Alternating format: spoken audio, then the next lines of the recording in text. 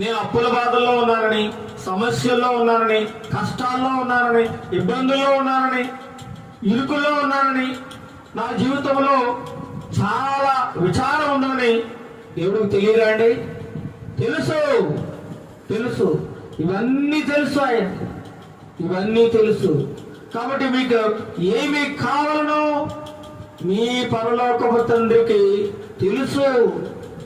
నీకు ఆహారం కావాలా, బట్టలు కావాలా, లేదా ఏ సమయానికి నీకు ఏ అవసరమో నీకు తెలుసు. ఎందుకంటే నేను పుట్టించిందే ఆయన. మరి పుట్టించిన వాడు పోషించాడని చెప్పండి? తప్పకుండా పోషిస్తాడు, తప్పకుండా కాపాడుతాడు. ఇవన్నీ మీకు కావాలని నాకు తెలుసు. మీరు అడక్క ముందు నేను ఇస్తాను. కానీ మీరు పని చేయాలి. ఏంటి ఆ పని తెలుసా? 33 వచ్చింది చదవండి. కాబట్టి మీరు ఆయన రాజ్యమును, నీతిని